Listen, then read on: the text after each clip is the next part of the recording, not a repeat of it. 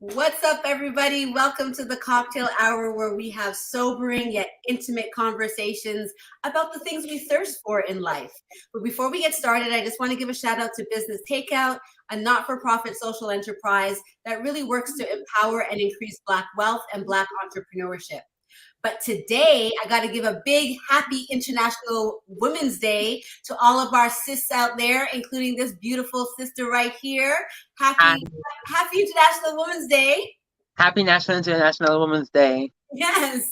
So today we are joined by celebrity makeup artist, model, performer, and activist, Monique Fontaine. Monique, it's so nice to see you again. It's so nice to be here. Thank you for having me. For sure. Welcome to the Cocktale Hour. Now, the last time I saw Monique, we were in Sephora in New York City, I think Times Square. Yes.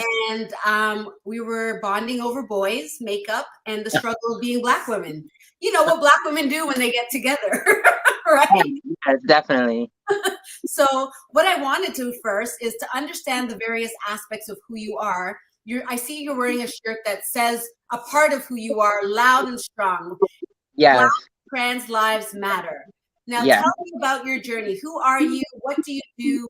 And what does this shirt represent for you? So I am Monique Fontaine. I am 36 as of yesterday. Oh my God, this is crazy. I am a makeup artist. I am an activist. I model here and there. I used to perform. I was an Instagram celebrity at one point. And just I try to live my life as best as I can and in the most authentic way that I can. And this shirt represents me as a person and as a human, and it's a big movement. And, I think that years ago, Black lives has always mattered, right? And I feel like over the years, Black trans women have been murdered the most out of a society, right? And so I felt like when the George Floyd movement happened, Yes. I felt like it was always Black Lives Matter, and it was just Black Lives Matter. I feel like that was the narrative. And you still had Black trans women being murdered out there. So I wear this T-shirt for the women who are not here anymore, and to bring awareness to all Black Lives Matter, including Black trans women. Yeah, that's big, and it's something that I feel like the community doesn't really engage with, but more importantly, I think it's something that they just don't even understand. And I never feel like it's the work of the oppressed to explain their oppression. However, for me personally, I rather talk about it because I need to live in a society where people understand who I am and my experiences. Of course, and I always tell people that I'm open about being a trans woman because it's not that I don't have to educate people, but I'd rather them have a open mind and have a normal conversation with a trans woman in order to make it normalized and natural. And that's what I'm all about. I'm all about destigmatizing the taboo. It shouldn't even have to be taboo, but to be honest, we hide certain parts of our community, and I don't know why, but to help people understand what does it even mean to be trans? Right. Yeah, if you don't mind asking. That's the other thing. You don't have to answer anything in regards to that. I just see that as such a great opportunity. For me, being a trans woman is part of my identity. I have been trans my entire life. For a very long time, I didn't necessarily know what being trans meant or was.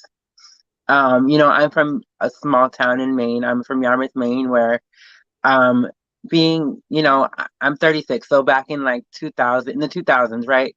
Being trans wasn't really a thing that people knew about. They knew about being gay, lesbian, and bisexual, but knowing your gender back in the day wasn't really a thing. Like, you saw it in books, you saw it in magazines, you saw it on Jerry, you saw it on Maury, but most of the time it was like, that's a man, and guess who the man is. And it wasn't necessarily educationally talked about. It was more like a joke, and we were made up as a mockery. So for me, I had the opportunity when I was growing up to have an amazing group of friends.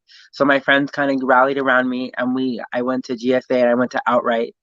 For those who know what Outright is, it's like this used to be this national organization where they had like drop-in centers where you could just go and talk to people. They had counselors there. It was like this huge national thing. Mm-hmm.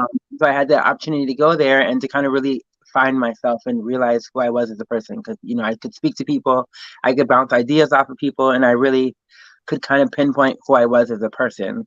And then years down the line, I want to say I came out as trans at 16, and then I started living fully as Monique at 18, and it was one of those things where I knew that I had to do it because I needed to be happy. And if I wasn't able to do it, I was depressed and I wasn't who I wanted to be authentically. Right. So for me, being trans is just living authentically in your truth. And like ever since the day I was 18, I haven't looked back since. I've upgraded my body a little bit more. I need to upgrade mine too.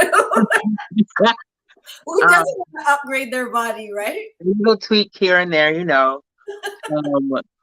But I'm very privileged to be who I am, and I openly, like we talked about earlier, I openly speak up being trans because I think it's important. Just like when I met you, like we were having a conversation about makeup, but of course I tied in being trans to make sure that I knew that it was a safe space, I guess, just to kind of, I don't know if it's seeing your reaction, but I think it's part of my story. So I felt comfortable enough talking with you because we got really close really fast. Let's be very clear. That's something that happens with me and people. Me too, because we're both chatterboxes technically, and we just Exactly. I'm trying to hold it down so I can hear what you have to say.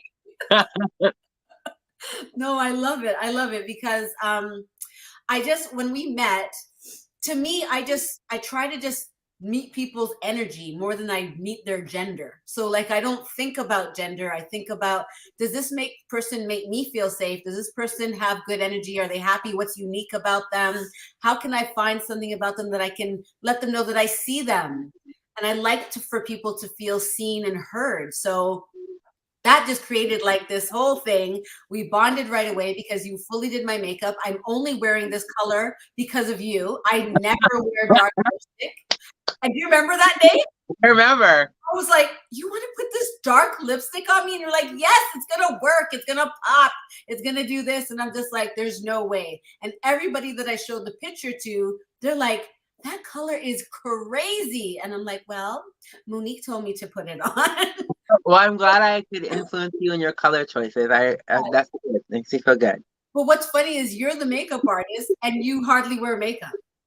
I know.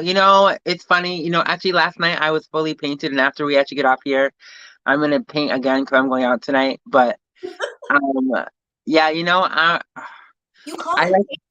Yeah, I paint my face. Some say they beat their face. I paint my face. It's like I always look at makeup as like an art form, sort of. It takes time and practice, and some people have it, some people don't. I don't. Okay, this is the best that I got. I feel like with that, so some people are just more advanced than others. People don't necessarily not have it, but they're just more advanced. There are people who are more advanced when it comes to makeup. Okay, so how did you get into makeup? So when I started doing makeup, I want to say I was like 9 or 10. Was it because you wanted to feel more feminine? At first, no. It wasn't. I used to love Star Wars. I don't tell a lot of people this, but I love Star Wars. I don't tell many people that, so it's a shocker. So I used to love Star Wars, right? So my mom, being a single parent, she was my guinea pig of everything. So I used to paint. I used to do her makeup, but as like Queen Amidala, I think. And then I did her makeup as Queen Amidala one time. And then we had all these like cheap makeup brands that I used to just throw on her face, and we called it. I would make it work. We'd always take photos after, so I have all this evidence. So like, I don't know where they are, but I wish I had like my old archives. But I used to take photos of all of it. Oh my God, you gotta post that. I know. I don't know where they are. She might have them. I have to ask her, but I'm sure she'll never let them see the light of day. And I think she's watching right now, so I'm sure she knows what I'm talking about. Oh, sorry for blowing up your spot. And then, it got to a point where she was like, okay, Monique, I think you need to kind of advance from my face to other people's. And so I actually stopped doing makeup for a long time. I got really big into photography, and being behind the camera, because at that point I was still trying to figure out who I was. So I wasn't necessarily comfortable being in front of the camera. But I had also started dressing more as Monique. And so I started doing drag, and I started performing and doing drag shows and stuff like that. So that's kind of where the love of makeup came from. I'm so glad you brought up the drag thing, because I've been doing lots of research, and there's a lot of contention between trans people and the drag world. Definitely. Can you talk about that? Because I can't see a better place for you to practice makeup, but right. then you're not accepted as who you are. Right. And I think the thing for me is that it was the gateway so drag was kind of the gateway for me to be able to be who I was. I made friends who were makeup artists. I made friends who were drag queens, and they let me be who I wanted to be. I was like, hey, you're Monique. That's great. Like, there's no questions asked. Even my queer friends and gay friends and, some cis friends that I had, there was no question. So I ended up becoming friends with some of these people at the Mac counter, because Mac was like the only like hip brand that catered to like anyone that was different, back in the day. Because then you had Lancome and Clinique, but that was for like older Caucasian women. Yeah. Yes, older is key. And you had Elizabeth Arden. Like, I was not, no. Elizabeth Arden. Let me not get in trouble from these brands, but I know what you're saying. I love all brands. Don't get me wrong. I love all brands. Please don't take that wrong. I love all brands. But back in the day, like an 18-year-old trans person who wasn't passable, I had to figure out something that worked. So I became friends with people, and then I started performing, and then it kind of just took off from there. But I actually didn't start doing makeup professionally until 2014. Oh, wow. Yeah, because it was kind of a hobby, but I'd always done stuff in New York that kind of paid the bills. And I was always kind of nervous, because I think when I was 18, I had applied at Mac. And I was friends with the girls there. So I was like, oh, this is going to be a shoo-in. I'm great. Like, I know everyone. The manager loves me, whatever. Yes. I applied. I had a great interview. They called me back. They were like, oh, it was great, but you're kind of slow. And I was like, okay, time can be worked on. Right. Like, help me out. Right. Later down the line, I found out that the reason why I didn't get hired is because they weren't sure how clients would take a trans woman being at the counter.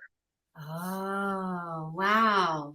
And you know what? That's so interesting, because in my other job at the university, I work with a lot of, people from the LGBTQ plus community, and my trans students are constantly telling me the things that they need to do to survive. And I can't imagine how you must have felt like moving from a small place in Maine to New York City, trying to find work. Like, what? So I guess the good thing about being in New York is that happened in Maine. So that story was all in Maine. So that was like when I was 18. That happened in Maine. So by the time I moved to New York, I was already living in my authentic self. I wasn't on hormones, but finding work in the city was a little interesting. I mean, I worked at Victoria's Secret when I first moved to New York, and then worked at a couple gay bars and Lucky Chang's, and I made it work. But I think that's the sad part I think it's the sad and hard part and the truth about being a trans person, is that it is hard to find work. It's like there's a lot of us that have been put into paths of things that we didn't want to do to make money, and it happened, and we survived and move on. But it's like half of us just want to have a normal life. So it's like, why can't we just get a normal job at McDonald's or something we want to do, like something passionate? Like, I'm a makeup artist, so it's like, for me, I'm very blessed about where I work now, because I'm able to be who I want to be every day of my life, and I can go to work and be happy. Yeah. And I think it's what people want. Thank you. I think it's what people want in general. They just want to have a normal life and to be happy. Right. Like when the person you're in the relationship with now, was that person from Maine or was that person from New York? I met David when I was in New York. In New York. So that David person has been with you the entire time that you were fully becoming all of Monique. So when I met David, I had already been transitioning for about like 4 or 5 years at the time. What does that mean, transitioning? So transitioning is I had started the process of hormone replacement therapy. So I was taking estrogen and I was taking testosterone blockers to block my hormones. Okay. It's kind of like women who go through menopause, right? You have to take extra estrogen to kind of boost your levels. Yeah, so as a woman, they give me estrogen to boost my levels so that it gives me more of a womanly appearance because it kind of changes the chemistry of my body. Interesting. Wow. And he stood by you through all of that. Yep. Were you moody? What? Were you moody? Yeah, I'm a bitch at times. But you know what I find? My friends that are like super duper talented, they've got that kind of bitch factor. I feel like, in order to be a talented person, you have to have that bitchy side because I think a lot of people try to take advantage of you being a nice, talented person. Yes. You almost like you have to make yourself larger than life just to like make a way for yourself. But yeah, I've been with him for 9 years. It'll be 10 years at the end of the year. Wow. So I saw you or heard you in another interview where you were talking. It was really funny, that interview, by the way. The thought woman, the thought something. And she was talking. What is it? The thought topic. Yes. And she was talking about how she was a pansexual. And there's all of these terms. So I'm going to like fast forward our conversation into something I like to call word, because sometimes people just don't know what the heck people are talking about. And I don't want to assume that they do. So I'm going to throw out words and then you can tell me what comes to mind, or you can elaborate on the word to help us all understand. So because people get upset about this LGBTQ. I hear that, So when I say LGBTQ plus, what does that mean? So LGBTQIA plus. So okay, break it down. So L is lesbian, G is gay, T is trans. No, L is a lesbian. G is gay. B is bisexual. Yeah, B is bisexual. Right. T is trans. Queer. A is asexual. Okay. What's the I? Intersex. Okay. And then plus is whatever you want to identify as in the gender or the identity spectrum. I don't know. Identity is different than gender. Yeah. I think a lot of people forget that.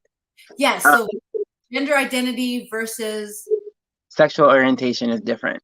Right. So like with me, I would say my gender identity is female. Right. Because you're woman. Yeah, I identify as female. I also identify as a trans woman. So I'm a trans female or transgender, depending on how you want to put it. There's so many topics about that where we'll talk about it later. But you know what? Like, don't you feel like they're exhausted trying to keep up with doing even like the most innocent people trying to do the right thing. They just say things, but sometimes people from that community can be really mean to people who are just trying to make it. I think, and I understand both sides, right? I understand the meanness because sometimes it gets exhausting trying to explain yourself. But I also feel like, and this is why I'm an open activist. This is why I'm an open activist and why I talk about it openly, right? Because I'd rather someone hear it from my mouth than hear it from someone else or read about it, because I've lived it. Yes. And so for me, I'm open about it to educate to a point, but there are also times where I'm just like, I don't want to talk about it. I'm just Monique. I'm just female. I don't want to talk about anything else, and that's it. Okay, so then that transitions me into pronouns. Okay. So now every time I'm in a meeting, I have to announce if I'm she, her. What do they mean? What are what are they representing? How you want to be referred to, I guess. So I identify as she, her, um, and hers. I identify those with those pronouns because I am a female. Um, I feel like it, Hers. everyone identifies differently, right? And I feel like people have started using and presenting pronouns because for the simple fact that I feel like a lot recently, in more recent times, you can't necessarily judge a book by its cover, right? Like I and I think that for when it comes to um people who are more on the middle of the gender spectrum, right? Who don't necessarily identify as male or female, but they're more non-binary, right? Right. So I feel like when it comes to non-binary people, they use they and them because they don't identify as he or her. They Right. identify as they themselves as a person and as a human being. Right. So I think that that is why people started using the pronouns because it made it easier for people to feel safe and secure and I guess heard. Because Right. it's sometimes, and I get misgendered every now and then, and that's annoying to me. But I mean, it happens, and I used to let it eat me up inside, but now I'm just like, the person doesn't know my life, and they don't know my accomplishments, and I am me, and that doesn't matter. Yes. But anyways, I feel like it's for comfortability for people. I also think it's about teaching people and knowledge. Mm, And I think that's what most of the LGBT or any oppressed community just wants people to understand and to kind of get a better understanding and perception of them. yeah. Yeah. You mentioned an acronym, GSA. What is that? Gay Straight Alliance. Okay. And so they do what? Because I think what I had heard that you were interacting with the GSA while you were in high school. Yep. So you have GLSEN is kind of like the huge umbrella for I think it's like the gay lesbian education. I think it's something. It's this huge. I should know this, and I feel bad. Wow, this is Umbrella for like yeah. all of the It's groups. a huge umbrella, and then you have GLSEN, you have Outright, and Outright is like the bigger like drop-in meeting places. And then after Outright, you have schools can get in contact with Outright or GLSEN and set up safe spaces for teens.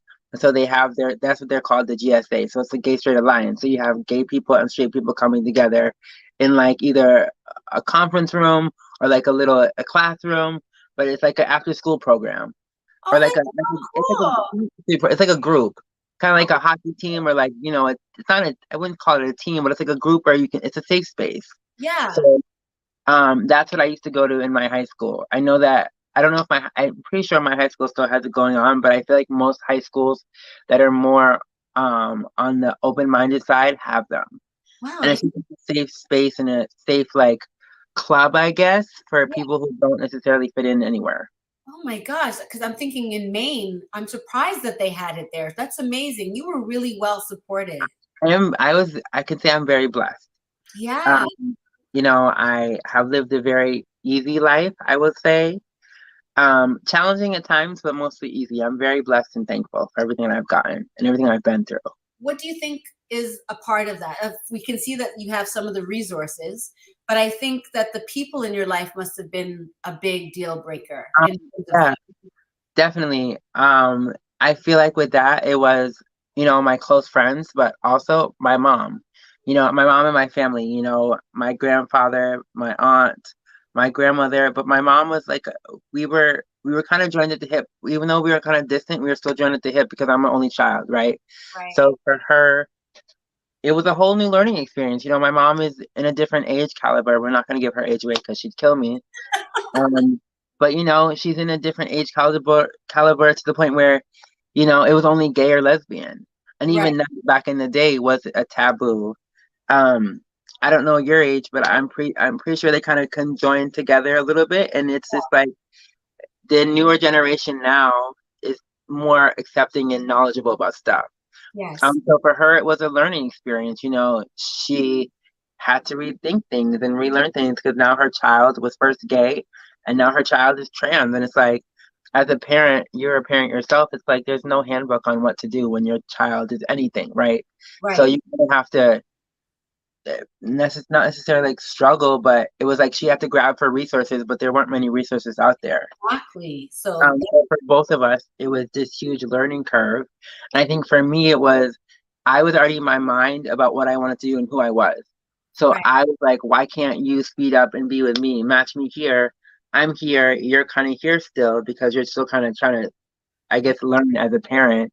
right. Um, and I feel like there, for a couple years, there was a lot of animosity. Um, and her and I have talked about that, and we're in a better space now, obviously. But she's one of my biggest supporters, and I wouldn't be where I am without her today. Right. Wholeheartedly. Oh, Um, 100. I I'm am. just imagining the conversations you had when you were like doing her makeup and she's thinking, what is going on? Did she ever want to do yours? My mom doesn't wear makeup, so that's a funny thing. So I think I can attribute the fact that I don't wear makeup to my mother. her, her, and I love my mom to death. That's so funny. And her makeup is like a mascara and like a little lip gloss or a lipstick. That's her Right. makeup. Listen, this was a big deal, okay? This I'm lip color. sure. This lip gloss that I have on for you today was a big deal, okay? Oh, wow. So funny. Oh, I want to say hi to Mike Truth. And somebody had a comment from Matthew Big Daddy Flores. Can you bring it up for me, Banky? What does Mike Big Daddy Flores say? I'm very blessed to know this amazing woman. She's an inspiration to a lot of people. She's a positive soul and has opened my eyes to better days. Oh, Michael Big Daddy Flores, that touched me in my heart. It's Matthew. Oh, I love it. That's speaking to the support that you have. And you know what I heard?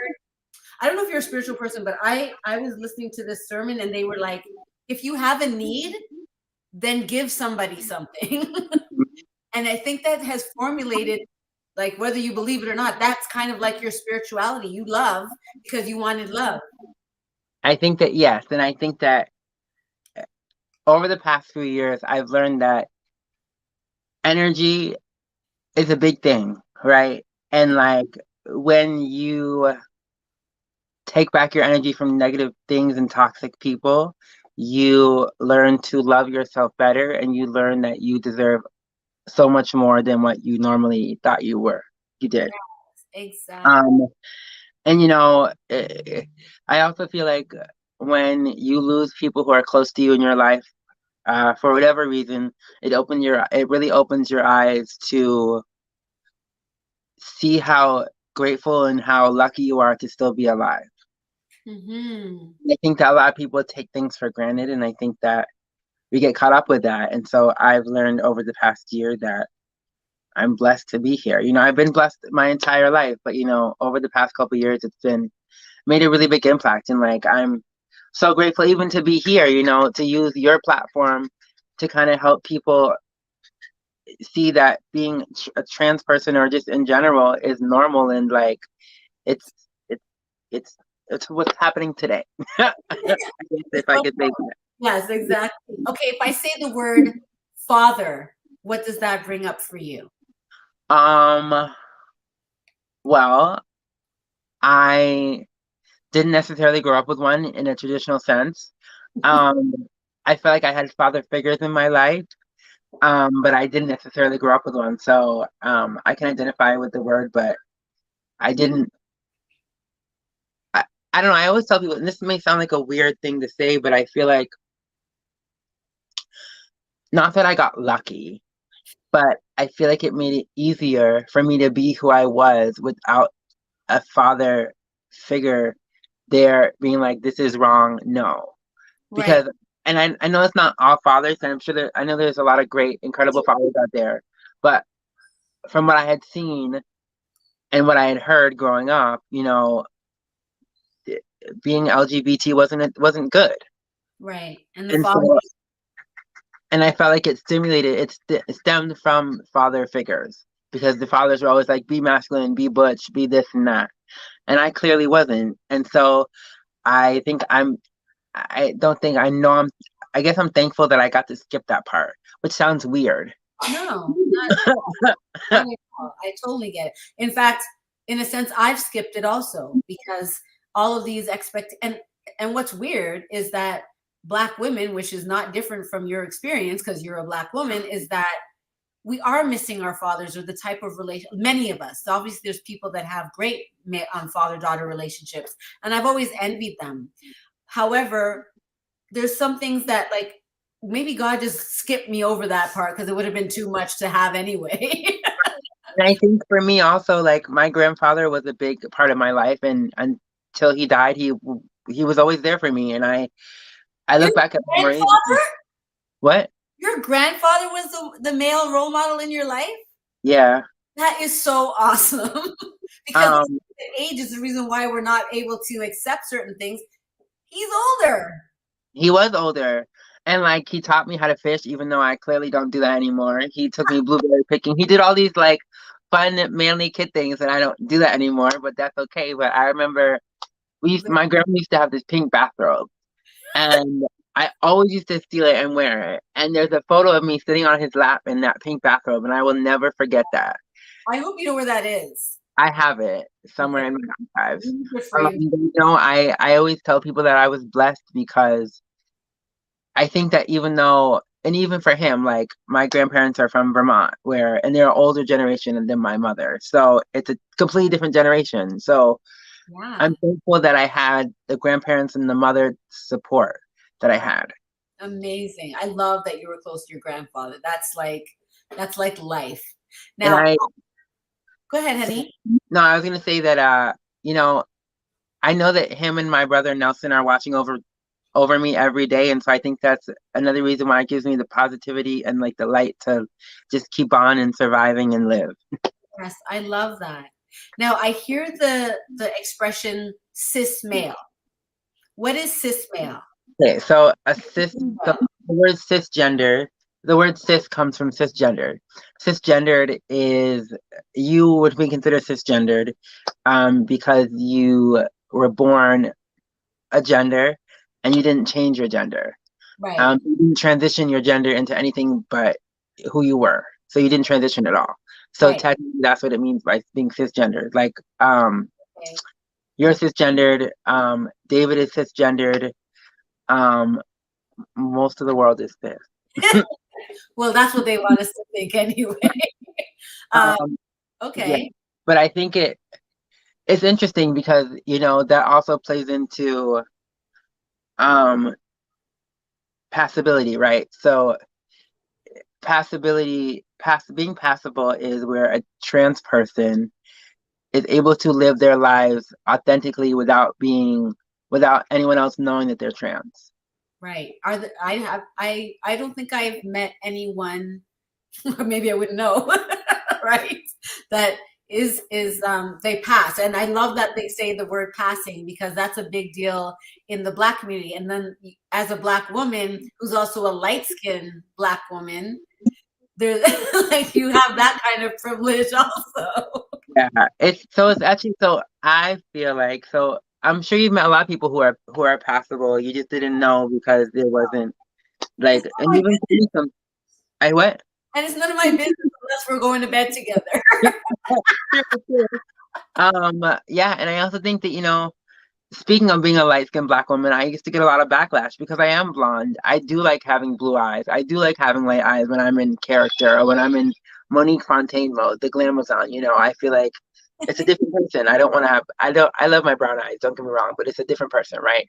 So I have gotten backlash from the Black community about not liking my skin. Like the LGBTQ plus Black community? No, it's Black community. I think both. Okay. Because there is sometimes, I always used to say, how are we supposed to get together when you are cutting off a whole portion of our population and not identifying with their struggle within that spectrum and Right. being Black? So there's always a problem there as well. There's just so much. Can we It's just a lot. One day at a time, though. That's all you can do, though. I know. Okay. One more thing, I guess. What is pansexual? Okay, so pansexual. I currently identify as pansexual. Pansexual is where you fall in love with the person as their spirit and not as their gender. Oh. Pansexual means that you really are attracted to their soul and not necessarily their parts, I guess. Yeah, Or so their like yeah. sapiosexual. What Like happened? I love the Yeah. sapio. I Like love sapiosexual. I am very stimulated by someone's thoughts and their knowledge. yes. Okay, interesting. Well, I hope we gave everybody their fill because I'm really over the whole. Let me tell you about the trans experience because that's not all you are. No, I you're, get it. It's okay. It's okay. I'm used to it. I know, but it's still. I know that you spent a lot of time on a show called what was it called on Netflix? So yes, I was on a show on Netflix. I was on a show called Explained.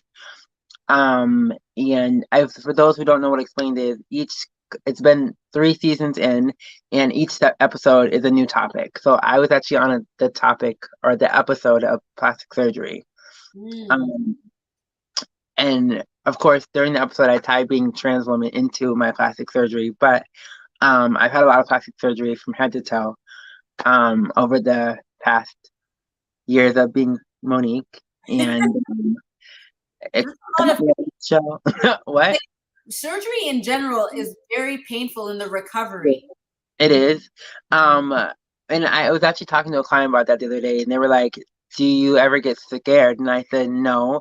I know I get nervous, but I also know at the end of the day, the outcome is worth the bullshit you go through." Excuse my language. I'm sorry. It's fine.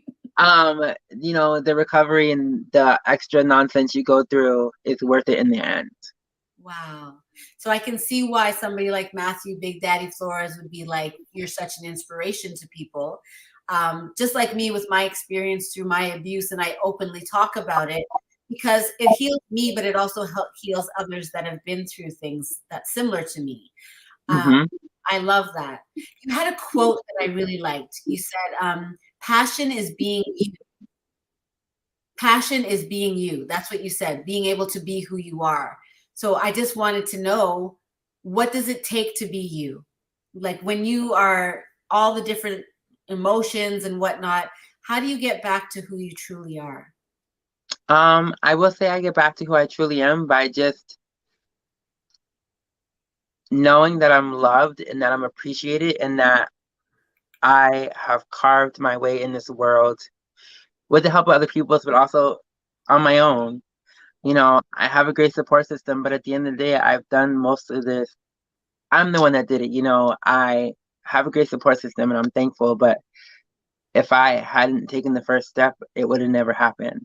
Right. So I, I'm passionate about my life because there are so many people who have come before me who are no longer with us, and people who have been beside me who are no longer with us. And it's just like I'm passionate about life and being happy and just being content, and enjoying life, the life that I have and the life that I've made for myself. I moved to New York and didn't know, I knew like 2 people, right? And I always tell people this, that I have literally built myself from the ground up, emotionally, physically, mentally, and financially. I'm not gonna sit here and say I'm rich because I'm not, but I could say that I'm rich with like heart and like Yeah. attitude, and like I'm blessed to be here, and I also know that a lot of my other trans sisters have been taken from this world because of ignorance, and I think I wake up every morning knowing that I can make someone's life better and that they live through me. Yeah. Do you feel safe in New York? I guess New York you feel pretty. Um, you know, yes and no. I feel like there are certain parts where I feel safer in New York. There are also certain parts where I know better not to go, which sounds crazy in 2022, but it's a Wow. fact of life. But I also think it's a fact of life for a lot of people. I just have a bigger target on my back because I'm a Black trans woman. But I will say that keeping yourself protected is key. And How I do never walk. What? how do you keep yourself protected as a trans woman? Um, I have a taser. I have a few other personal belongings that I can use to protect myself. Okay, Um, the USA. I have a knife as well. Oh I wow. use pepper spray. Pepper spray. Well, yeah, and have you ever had to utilize any of those things? No, thank the Lord. Yeah. I don't think it would end well for either one of us. No, thank the Lord. You know what? Do you think that white trans women have that same spirituality that Black women have? Yes and no. I think in certain aspects with certain things, yes, but I think that I feel like the Black trans community is more has a bigger target on their back. Yeah, they do have they have a different component. Just because Black people in general are not treated in a certain way up front, we're going to add an extra layer on it, and then right. And I also think it also has to do with also the Black community too, right? It's like I was saying earlier with the George Floyd movement, the Black Lives Matter. There was a huge movement with Black Lives Matter, but then they didn't include LGBT Black Lives Matter. So it was like, how do you rally behind someone, but yet you can't necessarily encompass everyone in the Black community? That's so strange because you hear so many things about Black Lives Matter where they were saying that it was a bunch of, I think, lesbian women who formulated, and that they hated cis men, Black men, and that the patriot. So those kind of rumors are true. I haven't heard that, but I wouldn't put it. I wouldn't. I'm So sure. I feel like a part of it is just to make us be more divided than anything. Anyhow, right? Interesting. Because a quote that I saw, again, I'm into quotes, that I had to embrace the different aspects of the queer community. So much less the queer community, but then the Black queer community, and then the straight community. So how have you had to wrestle with those things? And how did you use makeup to help you? It's interesting you say that. So as a Black trans woman who's a makeup artist, I meet people every day of my life. And I always try to share part of my story with them to make sure that they know that I'm human and like we can kind of bond. But with that retrospect, I've met a lot of incredible people in my lifetime. And you never know who's gonna sit down in your chair. I didn't know you were gonna sit down in my chair and look at the bond that we've grown. It's two different worlds colliding all the time when being a makeup artist. And so, I've been fortunate enough to work with some really incredible people. A couple of my favorites was I got to work with Sabrina Fulton. For those of you who may not know, that's Trayvon Martin's mother. Um, she came into my life at a time where I really needed it because my brother had also died from gun violence. Oh, man. And so I think it was like a year and like a week after the anniversary. And so, to be honest, I didn't know who she was when she first walked in, but my other coworkers were like, oh my God, she's really famous. And I was like, okay. And so her and I were sitting, she was sitting in my chair and we started talking. And through our conversation, I realized who she was. And I remember her looking at me and said, do not cry. Do not get emotional. If you cry, I'm going to ask you to leave. And I said, that's cool. And we kind of bonded. And it was this crazy experience that I got to bond with someone who is in a different lifestyle than I am, who, we're two worlds apart, right? We have the same commonality, that one thing brought us together, right? And so it was a crazy piece as a makeup artist that I could kind of conjoin the two together. And then I got to work with Cicely Tyson. I did her makeup for an award show, which was crazy. And the crazy part is I didn't get any photos of it. I was like, no. I know, but it was just, I was kind of in a rush, and you always have to do that fine line with client privilege, client privilege. And yes, I thought about it after. Well, no, I know what you mean. Like I meet a lot of what you would consider a famous person. And to be honest, I try not to take my picture with them very much because it feels like the exchange that we have would have been inauthentic if I was to then at the end of it be like, hey, can I get a picture with you? And I think it works for me better as a makeup artist. I can be like, can I get a picture of my work? Exactly. I always love getting pictures. Like even we got a picture together, and like I love taking pictures with my clients because it reminds me of the time where I got to change someone's life. Yes. But I've also worked with a lot of other, incredible people, that may not have huge names, but it's the factor that we got to combine our minds and got to create this beautiful project. Yes. project, beautiful painting. We'll say. Exactly. Do you still work very much in the drag space? I don't anymore. I stopped performing years ago. Because of the kind of the cross between of the drag and trans community. I was tired of being people think I was a drag queen, and so I Right. stopped performing. Plus, I always tell people that my skills went from my hands and feet, my feet to my hands, and I can't dance and I can't sing. So it's better that I'm just a pretty image. But do you ever do their makeup? I have done my best friend Ari Kiki's makeup a couple times. I was bugging her about that last night at dinner. But I'm actually thinking about transitioning into more like pageantry makeup, hopefully in the next couple years.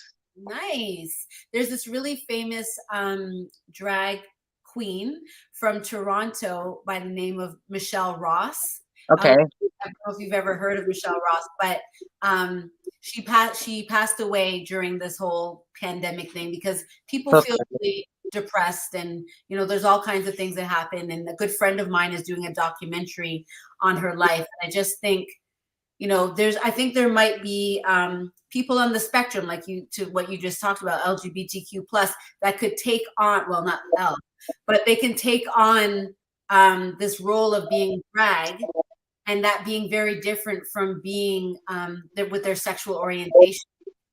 But those who are in a more pan space or a more bisexual space, they seem to be way more accepting. So when straight men do drag, it's very different, I think. It's interesting. So RuPaul's Drag Race this season had Maddie Morphosis, who was the first cis heterosexual man who was a drag queen on the show. And it was interesting to see because he got a lot of backlash because they were like, well, that's not fair because he's taking up queer space. Where you could have had someone from the gay community who wants to be on RuPaul's Drag Race because it's like a big thing, right? It's like the pinnacle of a career. Yeah. For some people. And so they were like, well, why is he there? Because he's not part of the community and that's not fair. And then, people were talking about it and they were like, well, to be honest, like drag is an open art form and everyone should be able to be a drag queen or king, no matter what their gender or sexual orientation is, because it's an art form at the end of the day. It's not just for queer people. It's for everyone. And in a way, I know what they're saying with somebody taking up space. And I also think that it lends to the trans experience in that trans is different than drag. And he's proof of that in a sense. Right. Because he's performing something, whereas a trans person is just being themselves. Right. And then you also have Carrie Colby and the couple of the other girls from this season who are now openly trans. But you also have Carrie Colby, like Ru has never actually had an open trans woman on her series yet. You had Peppermint, but Peppermint was Peppermint in her day-to-day life, but Peppermint technically wasn't like full-blown Peppermint on the show. Oh wow. And you have Sonique, but Sonique also transitioned after her season and she came back. But anyways, that's a whole tangent. We can have a whole show on just dissecting Drag Race. Yeah.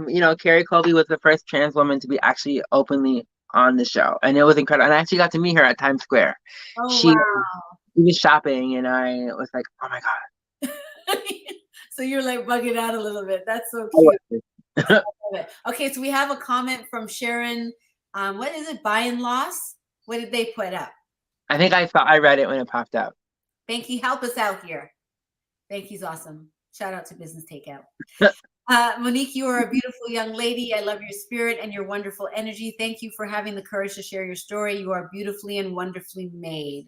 Thank you so much. I greatly appreciate that. God bless you, and I wish you continued success. Thank you so much. I greatly appreciate that.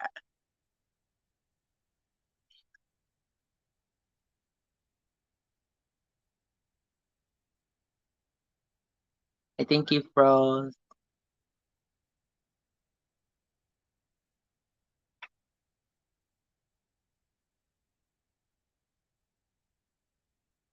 Yay. Okay, we're back.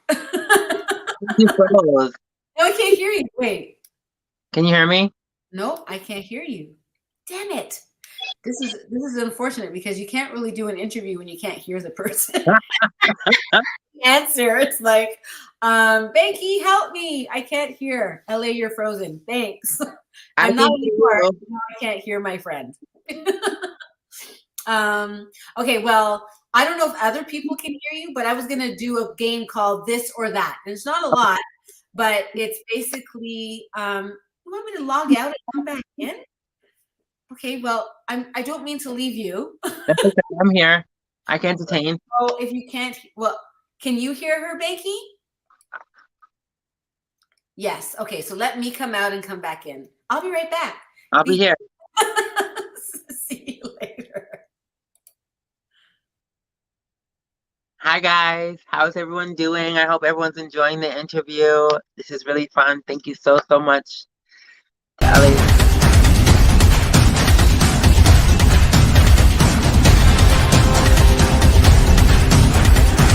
Hiya. Yeah. Okay, I'm back. Hi. I can hear you now. Okay, so this or that. Settle down or free spirit? In what sense? In your like love relationships or settle down. Mm-hmm. Yep, the free spirit has been hung up. No more. Yep, no more free spirit. Especially with David listening. David, where's the ring? She wants to settle down. Okay, subtle or bold? He said, don't worry about the ring. Okay, I'm not worried. Just make sure Monique's not worried. Never mind, David. We're just teasing you. Make sure you're good. You're good. Okay. You're good. Never mind. I'll tell you later. He can tell me on the 16th when I come down. We'll all go have a drink together. Anyway, nothing. I'm back. Nothing. Never mind. Pay attention to what you're doing. Subtle or bold? Actually finished, yo. I'm in the middle of something. Well, I'm gonna tell you something real quick. 2 in here, there's 1 in here. The one that has 1 is infused with both of them. Okay, thank you. All right, so combination. Thank you, love you. Okay, thank you. Leave me the fuck alone. I'm sorry. What did you say? Okay, so subtle or bold? It depends on my mood. Oh. Like what mood gives you subtle? I know I'm a horrible answer. I'm a horrible answerer. It depends. Answer. Oh, I can't speak. Horrible answerer. Not even a word. Great. Moving right along. Well, then you're probably gonna say the same thing now. Shimmer or matte? Oh, yeah. It depends on my mood. But I will say I love a good matte smoky eye. But I also love shimmer because I oftentimes do matte and then I'm like, oh, it's so boring. Let me add shimmer. So I'll say shimmer. Yeah, shimmer all day for me.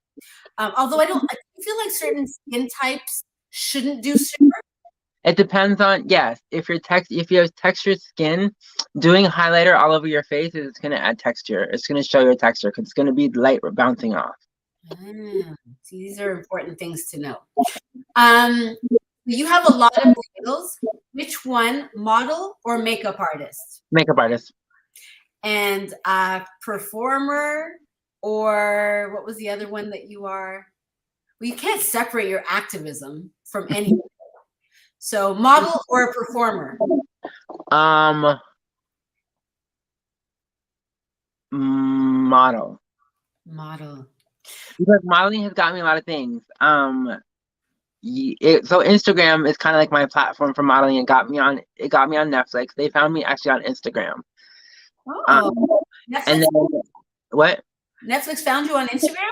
Yeah, they have like a recruitment system. So someone that worked for Viacom was scrolling through, and I had documented my whole FFS journey with my face, and so they found me out through that. Oh wow, amazing! But to answer your question, yeah, modeling, because I also got to do a NYC Pride last year, so I was on a billboard for that, and then modeling also got me. And then modeling also got me into a Sephora campaign. So I was on a We Belong to Something Beautiful campaign last year for Sephora. Amazing. So definitely model. Yes. So performer has been hung up with free spirit. Yes, I mean, I'm a performer in my everyday life because some people call me dramatic, so we'll say that. Okay, you had a, I don't know where I saw this quote, but you had a quote that really touched me, and it said, "Beneath the makeup and behind the smile, I'm just a girl who wishes for the world." Oh my God, that's Marilyn Monroe. I I love her. know. I love her. It's so true though, but because like I feel like, and a lot of people, I think a lot of people in general who wear makeup can say this, it's like a war paint, right? So it's like that badge of, not even a badge, it's like this mask of like courage, right? People wear makeup for different reasons, right? Yeah. So I feel like with that retrospect, I, behind all the makeup and the glitz and the glam, I'm just a girl who wants to be loved and cherished and valued for who I am as a person and who I am as a trans woman and who I am as Monique Fontaine. I love that. So then your last question is, what do you still thirst for in life? What are you going after? What do you want to leave behind? I still thirst after and long for a higher elevation of what I am at now, right? I feel like over the past couple of years I've done a lot of incredible things, but I know that I can do a lot more, and I think that with the right people in my life, I can push myself to be the incredible human that I am and that I have become. And what was the second question? I'm sorry. Just what do you want to leave as legacy? Oh, I want, heaven forbid, if anything were to happen and I pass away tomorrow. Yes, let's not. Which Yes. Knock on all the wood everywhere. I would want to say that the legacy I would want to leave behind is knowing who you are and living in your truth and being happy with who you are, no matter what other people think. I think that being trans in general, you have to be very strong, and you have to be a strong, kick-ass person to be a trans person, right? Or to be anyone that faces diversity and that faces, non-inclusivity, right? Right. Yeah. You just have to be a strong person. So with that being said, I want to leave that behind, that I was a strong woman, that I was a kick-ass bitch. That bitch. Well, I can't wait to hang out with this kick-ass bitch in New York City. I can't wait. I can't wait to meet David. And I really honor your presence. And I'm so happy that I sat in your chair. I feel that I was chosen. And I just love the way that you empower women and empower trans women in particular. And I think you said, live, love, and be proud of who you are. It's somewhere else that I saw. And I think that is the most empowering thing that you can leave people with. And here at Business Takeout, that's what they want to do. They want to empower Black entrepreneurship and inspire Black wealth. And this is what you're doing. This is what you've done. And I want to thank you for taking the time to speak with me and my Much. Yes. And last night, I greatly appreciate you, and can't wait to see you, LA. Can't wait to see you too. Thank you so much for watching, everyone. The Cocktale Hour every Monday at 5 p.m. with your girl. This is Ellen Wade, and we will see you next Monday. Bye, guys. Thank you for having me again. For sure. If you enjoy our programming and want to help support Black entrepreneurship, please donate today. www.businesstakeout.com/donate.